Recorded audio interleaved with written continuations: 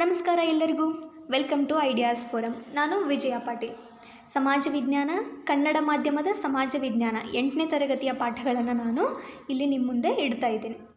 ನೀವಿನ್ನು ನಮ್ಮ ideas ಫೋರಮ್ನ Telegram ಚಾನಲ್ಗೆ ಜಾಯ್ನ್ ಆಗದೇ ಇದ್ದರೆ ಡಿಸ್ಕ್ರಿಪ್ಷನಲ್ಲಿ ನೀಡಿರುವಂತಹ ಲಿಂಕ್ಗೆ ಹೋಗಿ ಜಾಯ್ನ್ ಆಗ್ಬೋದು. ಹೀಗೆ ಜಾಯ್ನ್ ಆಗೋದ್ರ ಮುಖಾಂತರ ನೀವು ಪಡ್ಕೊಳ್ಬಹುದಾದಂತಹ ಉಪಯೋಗಗಳು ಏನೇನೆಂದರೆ, ಪ್ರತಿನಿತ್ಯ 100ಕ್ಕಿಂತ ಹೆಚ್ಚು ಕ್ವಶನ್ಸ್ಗಳನ್ನು ಕ್ವಿಜ್ ರೂಪದಲ್ಲಿ ನೀಡಲಾಗುತ್ತೆ.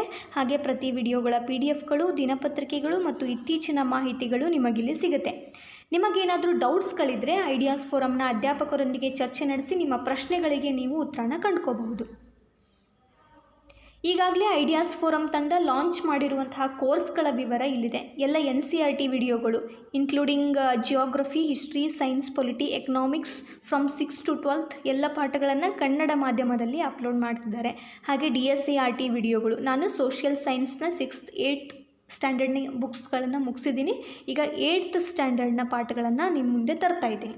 ಇನ್ನು ಎಲ್ಲ ತಮಿಳುನಾಡು ರಾಜ್ಯದ ಪಠ್ಯಪುಸ್ತಕಗಳು ಹಾಗೆ GK ಟ್ರಿಕ್ಸ್ ವಿಡಿಯೋಗಳು, 1000ಕ್ಕೂ ಅಧಿಕ ಪ್ರಶ್ನೆ ಪತ್ರಿಕೆಗಳನ್ನು ಚರ್ಚೆ ನಡೆಸಿದಂತಹ ವಿಡಿಯೋಗಳು ನಿಮಗೆ ಇಲ್ಲಿ ಸಿಗುತ್ತೆ. ಈ ಎಲ್ಲ ವಿಡಿಯೋಗಳ ಉಪಯೋಗಗಳನ್ನು ನೀವು ಪಡ್ಕೋಬೇಕು. ಇನ್ನೂ ಐಡಿಯಾಸ್ ಫೋರಮ್ ತಂಡ ಇನ್ನೂ ಅನೇಕ ಕೋರ್ಸ್ಗಳನ್ನು ಲಾಂಚ್ ಮಾಡೋದಕ್ಕೆ ತಯಾರಿ ನಡೆಸಿದೆ. ಇದಕ್ಕೆ ನಿಮ್ಮ ಬೆಂಬಲ ಅತಿ ಅವಶ್ಯಕ. ಬೆಂಬಲಿಸೋದು ಹೇಗೆ ಅಂದರೆ, ನಾವಿಲ್ಲಿ ಒಂದು ಆಪ್ಷನನ್ನು ನಿಮಗೆ ನೀಡ್ತಿದ್ದೀವಿ. ಜಾಯಿನ್ ಆಪ್ಷನ್, ಸಬ್ಸ್ಕ್ರೈಬ್ ಬಟನ್ನ ಪಕ್ಕದಲ್ಲಿ ಜಾಯಿನ್ ಆಪ್ಷನ್ ಮೂಲಕ ನೀವು ನಮಗೆ ಸಹಾಯವನ್ನು ಮಾಡ್ಬೋದು. ಹೇಗೆ? ಶಿಶು, ಇಲ್ಲಿ 4 ಸ್ಕೀಮ್ಗಳನ್ನು ಕೊಟ್ಟಿದ್ದೀವಿ. ಶಿಶು 29 ರೂಪಾಯಿಗಳು, ಕಿಶೋರ್ 59 ರೂಪಾಯಿಗಳು, ತರುಣ್ 159 ರೂಪಾಯಿಗಳು. ಗೋಲ್ಡನ್ ಸಪೋರ್ಟ್ ಮಾಡೋರಾದರೆ 159 ರೂಪಾಯಿಗಳನ್ನು ಈ ಗೂಗಲ್ ಪೇ ಅಥವಾ ಫೋನ್ಪೇ ನಂಬರ್ಗೆ 8748814920 ನಂಬರ್ಗೆ ಸೆಂಡ್ ಮಾಡೋದರ ಮುಖಾಂತರ ನೀವು ನಮಗೆ ಸಹಾಯವನ್ನು ಮಾಡ್ಬೋದು. ಇದನ್ನು ನಾವು ಏನಕ್ಕೆ ಉಪಯೋಗಿಸ್ಕೋತೀವಿ ಅಂದರೆ, ನಮ್ಮ ಟೆಕ್ನಾಲಜಿ ಅಳವಡಿಕೆಗಾಗಿ ಉಪಯೋಗಿಸ್ಕೋತೀವಿ. ಹೆಚ್ಚಿಗೆ ಬಂದಂಥ ಹಣವನ್ನು ನಾವು ಬಡ ವಿದ್ಯಾರ್ಥಿಗಳ ಏಳ್ಗೆಗಾಗಿ ಮತ್ತು ಅವರ ವಿದ್ಯಾಭ್ಯಾಸಕ್ಕಾಗಿ ಸಹಾಯವನ್ನು ಮಾಡ್ತೀವಿ. ಹೀಗೆ ಸಹಾಯ ಮಾಡೋಕ್ಕೆ ಆಗದೇ ಇದ್ದ ಪಕ್ಷದಲ್ಲಿ ಏನು ಮಾಡ್ಬೋದು, ನೀವು ಸಬ್ಸ್ಕ್ರೈಬ್ ಮಾಡೋದರ ಮೂಲಕ ನಮಗೆ ಬೆಂಬಲವನ್ನು ಸೂಚಿಸಬಹುದು.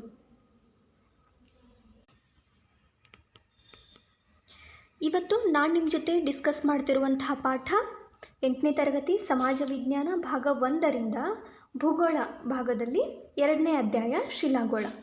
ಇದನ್ನು ನಾವು ಹಿಂದಿನ ಭಾಗದಲ್ಲಿಯೂ ನೋಡಿದ್ವಿ. ಮೊದಲನೇ ಭಾಗದಲ್ಲಿ ನಾವು ಶಿಲಾಗೋಳ ಅಂದರೆ ಏನು, ಭೂಮಿಯ ಅಂತರಾಳದಲ್ಲಿ ಇರುವಂತಹ ಬೇರೆ ಬೇರೆ ಪದರುಗಳು ಮತ್ತು ಅಧ್ಯಯನಕಾರರು ಹೇಗೆ ಇವುಗಳ ಪದರುಗಳ ಅಂತರಗಳನ್ನು ಕಂಡುಕೊಂಡ್ರು ಮತ್ತು ಇನ್ನೂ ಹೆಚ್ಚಿನ ಅಧ್ಯಯನಕ್ಕಾಗಿ ಅವರು ಹೇಗೆ ಬೇರೆ ಬೇರೆ ರೀತಿಯ ಪರೋಕ್ಷವಾದಂತಹ ಒಂದು ಜ್ವಾಲಾಮುಖಿಗಳಾಗಲಿ ಭೂಕಂಪಗಳನ್ನಾಗಲಿ ಅವಲಂಬಿಸಿದ್ದಾರೆ ಅನ್ನೋದನ್ನು ನೋಡಿದ್ವಿ. ಹಾಗೆ ಶಿಲೆಗಳು ಹೇಗೆ ಉತ್ಪತ್ತಿ ಆಗ್ತವೆ, ಪ್ರಾಥಮಿಕ ಶಿಲೆಯಾದಂತಹ ಕಣಶಿಲೆಗಳು, ದ್ವಿತೀಯ ಶಿಲೆಗಳಾದಂತಹ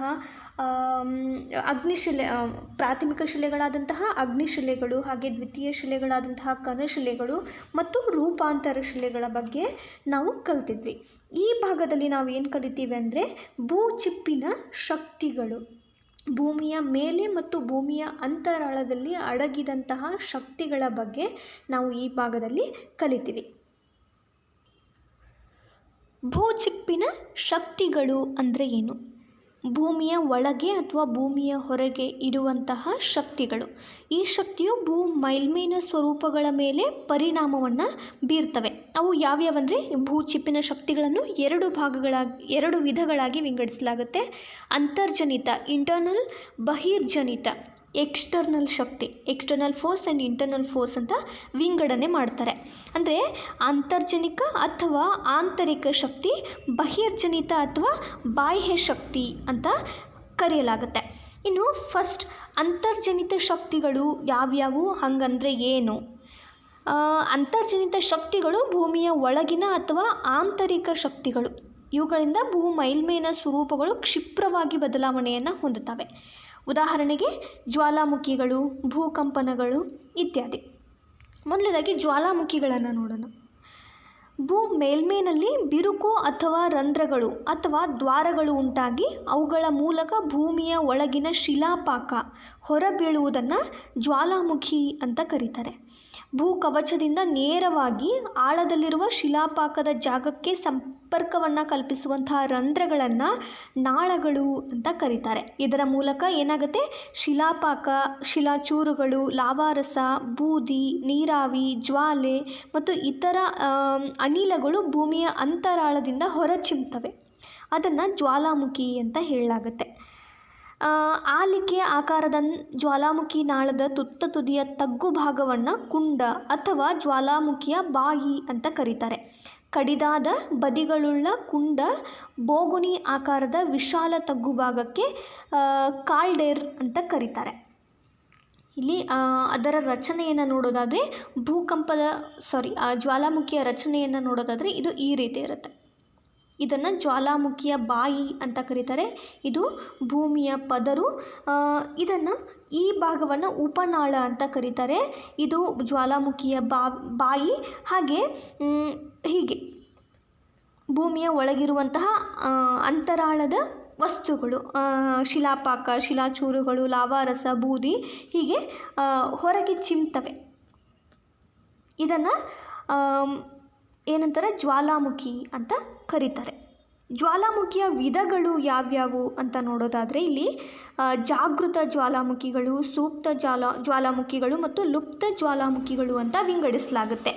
ಇನ್ನು ಜಾಗೃತ ಜ್ವಾಲಾಮುಖಿಗಳು, ಆ್ಯಕ್ಟಿವ್ ವಾಲ್ಕನೋಸ್ ಅಂದರೆ ಏನು ಅಂದರೆ ನಿರಂತರವಾಗಿ ಸ್ಫೋಟಗೊಳ್ಳುವಂತಹ ಲಾವಾರಸ, ಅನಿಲ, ಬೂದಿ ಇತ್ಯಾದಿಗಳನ್ನು ಹೊರಚಿಮ್ಮುವ ಜ್ವಾಲಾಮುಖಿಗಳಿಗೆ ಜಾಗೃತ ಜ್ವಾಲಾಮುಖಿಗಳು ಅಂತ ಕರೀತಾರೆ. ಇವು ಆಗಾಗ ನಡೀತಿರ್ತವೆ. ಪ್ರಪಂಚದಾದ್ಯಂತ ಸುಮಾರು 600 ಜಾಗೃತ ಜ್ವಾಲಾಮುಖಿಗಳನ್ನು ಕಂಡುಹಿಡಿದಿದ್ದಾರೆ. ಉದಾಹರಣೆಗೆ ಫಿಲಿಪೈನ್ಸ್ ದ್ವೀಪದಲ್ಲಿರುವ ಪಿನಾಟುಬೋ ಮತ್ತು ಇಟಲಿಯ ಸ್ಟ್ರಾಂಬೋಲಿ ಮತ್ತು ಎಟ್ನಾಮ್, USA ಸೇಂಟ್ ಹೆಲೆನಾ, ಹವಾಯಿ ದ್ವೀಪದ ಮೌಂಟ್ ಲೋವಾ ಮುಂತಾದವುಗಳು ಜಾಗೃತ ಜ್ವಾಲಾಮುಖಿಗಳು ಅಂತ ಕರೆಸ್ಕೊಳ್ತವೆ. ಇನ್ನು ಸೂಕ್ತ ಜ್ವಾಲಾಮುಖಿಗಳು ಅಂದರೆ ಏನು, ಡೋರ್ಮ್ಯಾಂಟ್ ವಾಲ್ಕನೋಸ್ ಅಂದರೆ ಏನು ಅಂದರೆ ಒಮ್ಮೆ ಸ್ಫೋಟಿಸಿ ಆನಂತರ ಸ್ಫೋಟಿಸಿದಾದ ನಂತರ ಬಹುಕಾಲ ಕಾರ್ಯಾಚರಣೆ ನಡೆಸದೆ ಸೂಕ್ತವಾಗಿದ್ದು ಯಾವಾಗಲೂ ಒಮ್ಮೆ ಜಾಗೃತವಾಗಿ ಕಾರ್ಯಾಚರಣೆ ನಡೆಸುವಂತಹ ಜ್ವಾಲಾಮುಖಿಗಳನ್ನು ಸೂಕ್ತ ಜ್ವಾಲಾಮುಖಿಗಳು ಅಂತ ಕರೀತಾರೆ. ಇದನ್ನು ಎಲ್ಲಿ ಕಾಣ್ಬೋದು, ಇಟಲಿಯ ಮೌಂಟ್ ವೆಸೋವಿಯಸ್ ಅನ್ನುವಂಥಲ್ಲಿ, ಜಪಾನಿನ ಫ್ಯೂಜಿಯಾಮಾ ಅನ್ನುವಂಥಲ್ಲಿ, ಇಂಡೋನೇಷ್ಯಾದ ಕ್ರಕಟೋವಾ, ತಾಂಜೇನಿಯಾದ ಕಿಲಿಮಾಂಜರೋಗಳಲ್ಲಿ ಸೂಕ್ತ ಜ್ವಾಲಾಮುಖಿಗಳನ್ನು ಕಾಣಬಹುದು.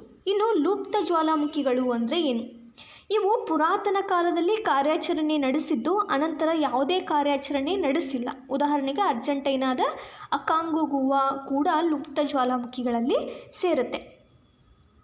ಜಾಗೃತ ಜ್ವಾಲಾಮುಖಿಗಳು ಅಂದರೆ ಆಗಾಗ ನಿರಂತರವಾಗಿ ಸ್ಫೋಟಗೊಂಡು ಕಾರ್ಯಾಚರಣೆ ನಡೆಸ್ತಿರ್ತವೆ. ಸೂಕ್ತ ಜ್ವಾಲಾಮುಖಿಗಳು ಅಂದರೆ ಯಾವಾಗಲಾದರೂ ಒಮ್ಮೆ ಸಂಭವಿಸುವಂಥವು. ಲುಪ್ತ ಜ್ವಾಲಾಮುಖಿಗಳು ಅಂದರೆ ಇವು ಪುರಾತನ ಕಾಲದ್ದು. ಇನ್ನು ಜ್ವಾಲಾಮುಖಿಯ ವಸ್ತುಗಳು, ಜ್ವಾಲಾಮುಖಿಯಿಂದ ಹೊರಚಿಮ್ಮುವಂತಹ ವಸ್ತುಗಳು ಯಾವ್ಯಾವಂದರೆ ಇಲ್ಲಿ 3 ಬಗೆಯ ವಸ್ತುಗಳನ್ನು ಕಾಣಬಹುದು. ಜ್ವಾಲಾಮುಖಿಯ ವಸ್ತುಗಳನ್ನು ಘನ ವಸ್ತುಗಳು, ದ್ರವ ವಸ್ತುಗಳು ಮತ್ತು ಅನಿಲಗಳು ಅಂತ ವಿಂಗಡಣೆ ಮಾಡಲಾಗುತ್ತೆ. ಘನ ವಸ್ತುಗಳಲ್ಲಿ ಗುಂಡುಗಳು, ಧೂಳು, ಬೂದಿ ಬಂದರೆ ದ್ರವ ವಸ್ತುಗಳಲ್ಲಿ ಲಾವಾರಸ ಬರುತ್ತೆ. ಇನ್ನು ಅನಿಲಗಳಲ್ಲಿ ಗಂಧಕ, ಜಲಜನಕ, ಕಾರ್ಬನ್ ಡೈಆಕ್ಸೈಡ್, ನೀರಾವಿ ಇಂತಹ ವಸ್ತುಗಳು ಜ್ವಾಲಾಮುಖಿಯ ಮೂಲಕ ಹೊರಬರ್ತವೆ. ಇನ್ನು ಜ್ವಾಲಾಮುಖಿಯ ಹಂಚಿಕೆ, ಎಲ್ಲೆಲ್ಲಿ ಹೇಗೆ ಜ್ವಾಲಾಮುಖಿ ಹಂಚಿಕೆಯಾಗಿದೆ ಅಂತಂದರೆ ಪ್ರಪಂಚದ ಅನೇಕ ಪ್ರದೇಶಗಳಲ್ಲಿ ಜ್ವಾಲಾಮುಖಿಗಳು ಸಂಭವಿಸ್ತಾ ಇರ್ತವೆ. ದ್ವೀಪಗಳು, ಹೊಸಮಡಿಕೆ ಪರ್ವತ, ಹಾಗೆ ಭೂಖಂಡಗಳಲ್ಲಿರುವಂತಹ ಪ್ರಸ್ಥಭೂಮಿಗಳಲ್ಲೂ ಸಹ ಜ್ವಾಲಾಮುಖಿಗಳು ಕಂಡುಬರ್ತವೆ. ಜ್ವಾಲಾಮುಖಿ ಕಂಡುಬರುವಂತಹ ಪ್ರಮುಖ ಪ್ರದೇಶಗಳನ್ನು ಇಲ್ಲಿ ಪಟ್ಟಿ ಮಾಡಿದ್ದಾರೆ. ಪೆಸಿಫಿಕ್ ವೃತ್ತ ಪ್ರದೇಶ ಅಥವಾ ಪೆಸಿಫಿಕ್ ಅಗ್ನಿವೃತ್ತ, ಮಧ್ಯ ಅಟ್ಲಾಂಟಿಕ್ ವಲಯ, ಮಧ್ಯ ಭೂಖಂಡ ವಲಯ ಇವುಗಳಲ್ಲಿ ಹೆಚ್ಚಾಗಿ ಜ್ವಾಲಾಮುಖಿಗಳು ಕಂಡುಬರ್ತವೆ. ಇನ್ನು ಪ್ರಸಿದ್ಧ ಜ್ವಾಲಾಮುಖಿಗಳು, ಪ್ರಪಂಚದಲ್ಲಿ ಪ್ರಸಿದ್ಧ ಜ್ವಾಲಾಮುಖಿಗಳನ್ನು ಪಟ್ಟಿ ಮಾಡಲಾಗುತ್ತೆ. ಮೌಂಟ್ನ ವೆಸೋವಿಯಸ್ ಇಟಲಿಯಲ್ಲಿ ಕಂಡುಬರುತ್ತೆ. Krakatoa Indonesia, mount Pelee west Indies, mount Fujiyama ಅನ್ನುವಂತಹ ಜ್ವಾಲಾಮುಖಿಗಳು ಇಲ್ಲಿ ಇಂಪಾರ್ಟೆಂಟಾಗಿ ಕಂಡುಬರುವಂಥವು. ಇನ್ನು ಭೂಕಂಪನಗಳು ಬರ್ತವೆ. ಅಂತರ್ಜನಿತ ಶಕ್ತಿಗಳಲ್ಲಿ ಜ್ವಾಲಾಮುಖಿಗಳು ಒಂದು ಕಡೆ ಆದರೆ ಭೂಕಂಪನಗಳು ಬರ್ತವೆ. ಭೂಕಂಪನಗಳು ಅಂದರೆ ಏನು ಅಂತ ಇಲ್ಲಿ ನೋಡೋಣ. ಕಂಪನಗಳು ಭೂ ಮೇಲ್ಮೆಯಲ್ಲಿ ಉಂಟಾಗುವಂತಹ ನಡುಗುವಿಕೆ, ಕಂಪನ, ಅಥವಾ ಕಂಪನಗಳ ಸರಣಿಯನ್ನು ಭೂಕಂಪ ಅಂತ ಕರೀತಾರೆ. ಅಂದರೆ ಅಂತರ್ಜನಿತ ಶಕ್ತಿಗಳಲ್ಲಿ ಆಗುವಂತಹ ಕೆಲವು ಬದಲಾವಣೆಗಳಿಂದ ನಡುಗುವಿಕೆ ಉಂಟಾಗುತ್ತೆ. ಇವುಗಳು ಭೂಕವಚದ ಶಿಲೆಗಳ ಕ್ಷಿಪ್ರ ಚಲನೆಯಿಂದ ಭೂಕವಚ ಅಥವಾ ಮ್ಯಾಂಟಲ್ ಪದರದೊಳಗೆ ಉಂಟಾಗ್ತವೆ. ಭೂಕಂಪನದ ತೀವ್ರತೆ ಭೂಕಂಪನದ ಹೊರಕೇಂದ್ರದ ಸಮೀಪ ಗರಿಷ್ಠ ಪ್ರಮಾಣದಲ್ಲಿ ಇರುತ್ತೆ ಮತ್ತು ಭೂಕಂಪ ಹೊರಕೇಂದ್ರದಿಂದ ಹೊರ ಹೋದಂತೆ ಕಂಪನದ ತೀವ್ರತೆ ಕಡಿಮೆ ಆಗ್ತಾ ಹೋಗುತ್ತೆ. ಭೂಕಂಪನಾಭಿಯು ಭೂ ಮೇಲ್ಮೈನ ಸಮೀಪದಲ್ಲಿದ್ದರೆ ಭೂಕಂಪದ ಅಲೆಗಳು ಪ್ರಬಲವಾಗಿದ್ದು ಅಥವಾ ಪರಿಣಾಮವನ್ನು ಉಂಟು ಮಾಡ್ತವೆ. ಭೂಕಂಪನಗಳು ಭೂ ಮೇಲ್ಮೈಯಲ್ಲಿ ನಡುಗುವಿಕೆ ಮತ್ತು ಕಂಪನಗಳ ಸರಣಿ ಅಂತ ಕರೀತಾರೆ. ಮ್ಯಾಂಟಲ್ನಲ್ಲಿ ಉಂಟಾಗುವಂತಹ ಶಿಲೆಗಳ ಕ್ಷಿಪ್ರ ಚಲನೆಯಿಂದ ಭೂಕಂಪನಗಳು ಉಂಟಾಗ್ತವೆ. ಭೂಕಂಪನದ ಉಗಮ ಸ್ಥಾನ ಅಂದರೆ ಅದನ್ನು ಭೂಕಂಪನಾಭಿ ಅಂತ ಕರೀತಾರೆ. ಹೀಗೆ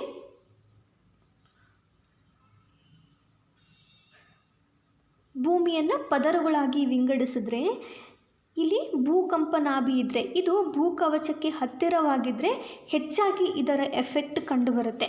ಭೂಕಂಪನಾಭಿ ದೂರದಲ್ಲಿದ್ದರೆ ಕಂಪನದ ಅಲೆಗಳು ಕಡಿಮೆಯ ತೀವ್ರತೆಯನ್ನು ಹೊಂದಿದರೆ ಹೆಚ್ಚು ಪರಿಣಾಮವನ್ನು ಉಂಟು ಮಾಡೋದಿಲ್ಲ. ಭೂಕಂಪನಾಭಿಯ ಲಂಬ ಕೋನದಲ್ಲಿರುವ ಮೇಲ್ಮೈ ಸ್ಥಳವನ್ನು ಭೂಕಂಪನದ ಹೊರಕೇಂದ್ರ ಅಂತ ಕರೆಯಲಾಗುತ್ತೆ.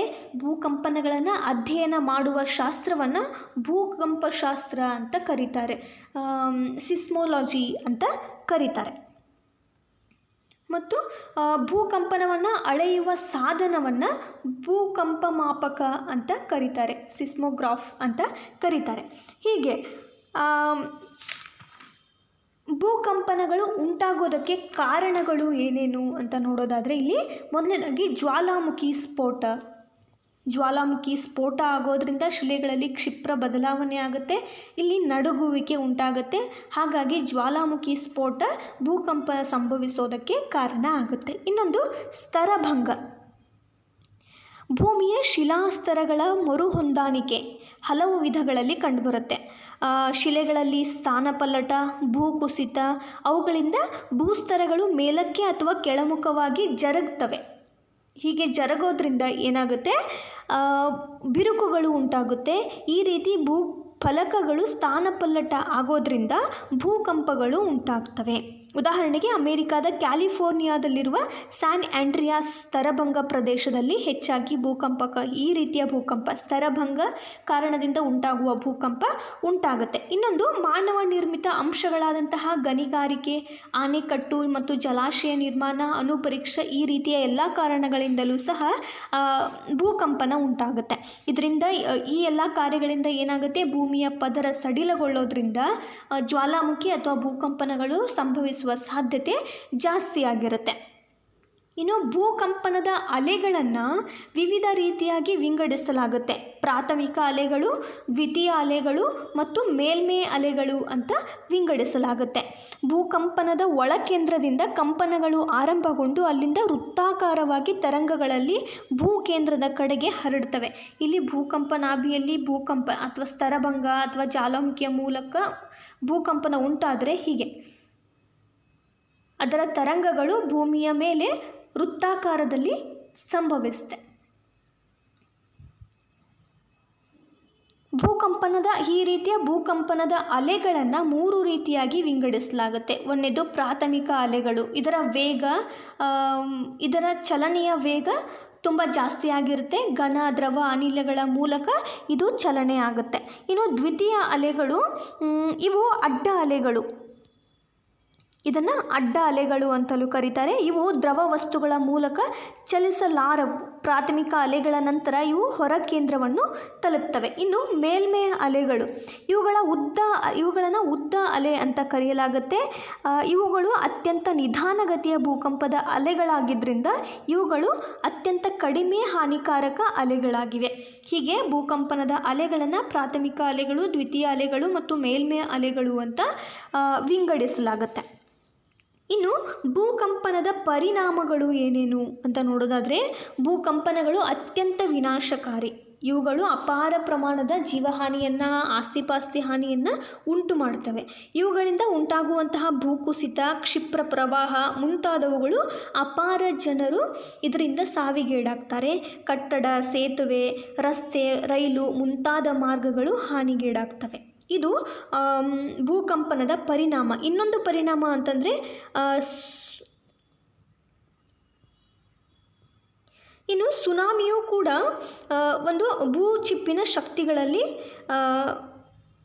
ಒಂದು ಶಕ್ತಿ. ಸುನಾಮಿ ಸಮುದ್ರ ಮತ್ತು ಸಾಗರ ತಳದಲ್ಲಿ ಉಂಟಾಗುವಂತಹ ಭೂಕಂಪನಗಳಿಂದ ಸಾಗರಗಳಲ್ಲಿ ಅತಿ ಎತ್ತರವಾದ ದೈತ್ಯ ಎಲೆಗಳು ತೀರಕ್ಕೆ ಅಪ್ಪಳಿಸ್ತವೆ. ಆಗ ಏನಾಗುತ್ತೆ, ತೀರದಲ್ಲಿ ಇರುವಂತಹ ಜನಜೀವನ ಅಸ್ತವ್ಯಸ್ತ ಆಗುತ್ತೆ. ಇದನ್ನು ಸುನಾಮಿ ಅಂತ ಕರೀತಾರೆ. ಇದು ಜಪಾನ್ ಭಾಷೆಯ ಪದ. ಸುನಾಮಿ ಅನ್ನೋದು ಜಪಾನ್ ಭಾಷೆಯ ಪದ. ಇದರ ಅರ್ಥ ತೀರಕ್ಕೆ ಅಪ್ಪಳಿಸುವಂತಹ ಎತ್ತರದ ಬಂದರು ಅಲೆಗಳು ಅಂತ ಇದನ್ನು ಕರೀತಾರೆ. ಇದು ಕೂಡ, ಸುನಾಮಿಯು ಕೂಡ ಭೂಕಂಪನದ ಒಂದು ತೀವ್ರ ಪರಿಣಾಮ. ಇವು ಭೂಮಿಯ ಅಂತರಾಳದಲ್ಲಿ ಅಡಗಿರುವಂತಹ ಇಂಟರ್ನಲ್ ಶಕ್ತಿಗಳು, ಇಂಟರ್ನಲ್ ಫೋರ್ಸಸ್, ಅಂತರ್ಜನಿತ ಫೋರ್ಸಸ್, ಜ್ವಾಲಾಮುಖಿಗಳು ಮತ್ತು ಭೂಕಂಪನಗಳು.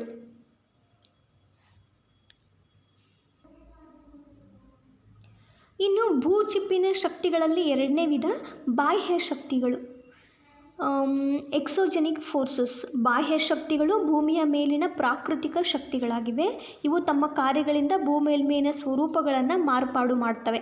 ಪ್ರಮುಖ ಬಾಹ್ಯ ಶಕ್ತಿಗಳು ಯಾವ್ಯಾವು ಅಂತಂದರೆ ಶಿಥಿಲೀಕರಣದ ಉಷ್ಣಾಂಶ, ಮಾರುತಗಳು, ಮಳೆ, ಹಿಮವೃಷ್ಟಿ, ಹಿಮನದಿ, ಮಾರುತ, ಸಮುದ್ರದ ಅಲೆ ಮತ್ತು ಅಂತರ್ಜಲ ಇವೆಲ್ಲವುಗಳು ಕೂಡ ಬಾಹ್ಯ ಶಕ್ತಿಗಳಲ್ಲಿ ಕಂಡುಬರ್ತವೆ.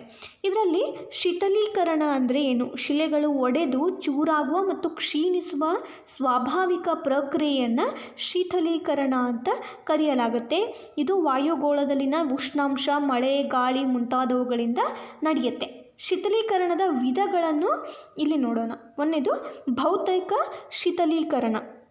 ಶಿಲೆಗಳಲ್ಲಿ ಯಾವುದೇ ರಾಸಾಯನಿಕ ಬದಲಾವಣೆ ಆಗದೆ ಶಿಲೆ ಒಡೆದು ಚೂರಾಗುವ ಮತ್ತು ಕ್ಷೀಣಿಸುವ ಪ್ರಕ್ರಿಯೆಯನ್ನು ಭೌತಿಕ ಶಿಥಿಲೀಕರಣ ಅಂತ ಕರೆಯಲಾಗುತ್ತೆ. ಪ್ರಮುಖ ಭೌತಿಕ ಶಿಥಿಲೀಕರಣದ ಕ್ರಿಯೆಗಳು ಯಾವ್ಯಾವಂದರೆ ಕಣ ವಿಭಜನೆ, ಶಿಲಾ ವಿಭಜನೆ, ಪದರು ವಿಭಜನೆ. ಭೌತಿಕ ಶಿಥಿಲೀಕರಣದ ಕರ್ತೃಗಳು ಯಾರು ಅಂತಂದರೆ ಮಳೆ, ಉಷ್ಣಾಂಶ, ಹಿಮ ಇವುಗಳಿಂದ ಕಣಗಳು ಒಡೆದು ಚೂರಾಗ್ತವೆ ಅಥವಾ ಕ್ಷೀಣಿಸ್ತವೆ. ಇಲ್ಲಿ ಯಾವುದೇ ರಾಸಾಯನಿಕ ಬದಲಾವಣೆ ಆಗೋದಿಲ್ಲ. ಇನ್ನೊಂದು ರಾಸಾಯನಿಕ ಶಿಥಿಲೀಕರಣ. ಈ ವಿಧದ ಶಿಥಿಲೀಕರಣದಲ್ಲಿ ಮಳೆಯ ನೀರು ವಾಯುಮಂಡಲದ ಅನಿಲಗಳೊಂದಿಗೆ ವಿಲೀನಗೊಂಡು ಶಿಲೆಗಳಲ್ಲಿ ಶಿಥಿಲೀಕರಣ ಉಂಟಾಗುತ್ತೆ. ಈ ಶಿಥಿಲೀಕರಣದ ಪ್ರಕ್ರಿಯೆಯಿಂದ ಶಿಲೆಗಳಲ್ಲಿರುವ ಖನಿಜಗಳ ಸಂಯೋಜನೆ ಬದಲಾಗುತ್ತೆ. ರಾಸಾಯನಿಕ ಶಿಥಿಲೀಕರಣದಲ್ಲಿ ಈ ರೀತಿಯ ವಿಧಗಳು ಬರ್ತವೆ: oxidation, carbonation, hydration and solution. Oxidation ಆಮ್ಲಜನಕ ಸಂಯೋಜನೆಯಲ್ಲಿ ಆಮ್ಲಜನಕದಿಂದ ಕೂಡಿರುವಂತಹ ಮಳೆಯ ನೀರು ಕೆಲವು ಖನಿಜಗಳ ಮೇಲೆ ಪ್ರಭಾವವನ್ನು ಬೀರ್ತವೆ. ಇದರಿಂದ ಶಿಲೆಗಳು ನಶಿಸ್ತಾ ಹೋಗ್ತವೆ. ವಿಶೇಷವಾಗಿ ನಾವು ನೋಡೋದಾದರೆ ಕಬ್ಬಿಣದ ಆಕ್ಸೈಡ್ ಆಗಿ ಪರಿವರ್ತನೆ ಹೊಂದುತ್ತೆ. ಯಾವುದೇ ಕಬ್ಬಿಣದ ವಸ್ತುವ ಮೇಲೆ ನೀರು ಬಿದ್ದಾಗ ಅದು ಒಂದೆರಡು ದಿನ ಆದಮೇಲೆ ಜಂಗು ಹಿಡಿಯುತ್ತೆ. ಅದನ್ನು ಆಕ್ಸಿಡೇಷನ್ ಅಂತ ಕರಿತೀವಿ. ಹಾಗೆ ಇಂಗಾಲದ ಸಂಯೋಜನೆ, ಕಾರ್ಬೋನೇಷನ್. ಇಂಗಾಲಯುಕ್ತ ಮಳೆ ನೀರು ಸುಣ್ಣದ ಕಲ್ಲುಗಳ ಮೇಲೆ ಬಿದ್ದಾಗ ಶಿಲೆಗಳಲ್ಲಿರುವ ಕ್ಯಾಲ್ಸಿಯಂ ಕಾರ್ಬೋನೇಟ್ಗಳನ್ನು ಮಳೆಯ ನೀರಿನಲ್ಲಿರುವ ಇಂಗಾಲದ ಡೈಆಕ್ಸೈಡ್ ಹೀರಿಕೊಳ್ಳೋದ್ರಿಂದ ಕ್ಯಾಲ್ಸಿಯಂ ಬೈಕಾರ್ಬೋನೇಟ್ ಆಗಿ ಅದು ಬದಲಾವಣೆ ಹೊಂದುತ್ತೆ. ಇನ್ನು ಹೈಡ್ರೇಷನ್, ಜಲ ಸಂಯೋಜನೆ. ಈ ಕ್ರಿಯೆಯಲ್ಲಿ ಕೆಲವು ಬಗೆಯ ಖನಿಜಗಳಲ್ಲಿನ ಕಣಗಳು ನೀರನ್ನು ಹೀರೋದ್ರಿಂದ ಉಬ್ಕೊಂಡು ಪುಡಿ ರೂಪದಲ್ಲಿ ಕ್ರಮೇಣ ನಶಿಸ್ತಾ ಹೋಗ್ತವೆ. ಉದಾಹರಣೆಗೆ ಫೆಲ್ಸ್ಫರ್, ಇದು ಹರಳುಗಳಿಂದ ಉಂಟಾಗುವಂತಹ ಪ್ರಮುಖ ಶಿಲೆ. ಇನ್ನು ದ್ರಾವಣೀಕರಣ, ಸೊಲ್ಯೂಷನ್ನಿಂದ ಶಿಥಿಲೀಕರಣ ಹೇಗುಂಟಾಗುತ್ತೆ? ಈ ಕ್ರಿಯೆಯಲ್ಲಿ ಕೆಲವು ಬಗೆಯ ಖನಿಜಗಳು ಮಳೆಯ ನೀರು ಕೆಲವು ಶಿಲೆಗಳನ್ನು ಕರಗಿಸಿ ದ್ರಾವಣೀಕರಣ ಮಾಡೋದ್ರಿಂದ ಶಿಥಿಲೀಕರಣ ಉಂಟಾಗುತ್ತೆ.